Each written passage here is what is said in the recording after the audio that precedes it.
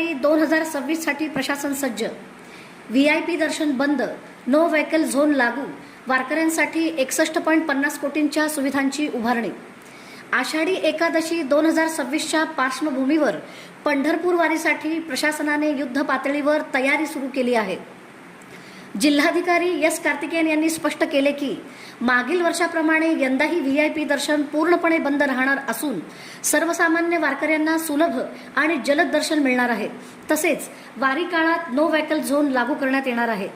पालखी मार्ग, पालखी तळ, स्वच्छता, पाणी पुरवठा, आरोग्य सुविधा आणि सुरक्षा व्यवस्था वारकरी येण्यापूर्वीच पूर्ण करण्याचे आदेश देण्यात आले आहेत. चंद्रभागा नदीतील बोटींची तपासणी, बोट चालकांची बैठक, लाईफ जॅकेटची सक्ती आणि सूर्यास्तानंतर जलवाहतूक बंद ठेवण्याच्या सूचना देण्यात आल्या आहेत. यात्रेदरम्यान भाविकांची फसवणूक होऊ नये म्हणून ऑटो चालकांकडून जादा भाडे आकारले जाणार नाही याचीही दक्षता घेण्याचे निर्देश RTOला देण्यात आले आहेत.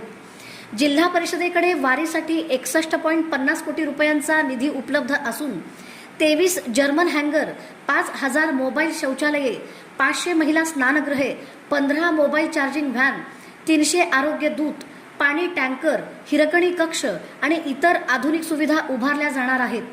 लाखो वारकऱ्यांच्या सुरक्षित, स्वच्छ आणि सुखकर वारीसाठी प्रशासनाची संपूर्ण यंत्रणा सज्ज झाली असून यंदाची वारी अधिक सुव्यवस्थित आणि भक्तिमय वातावरणात पार पडणार आहे.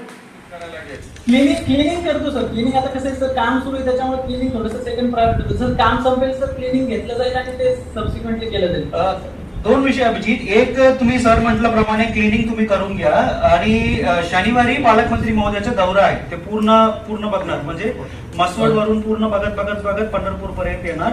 त्यामुळे थोडा याच्यामध्ये लक्ष घ्या. मागच्या मीटिंग मध्ये पण हा विषय झाला होता, तुम्ही पण उपस्थित राहा, मी पत्र काढतो.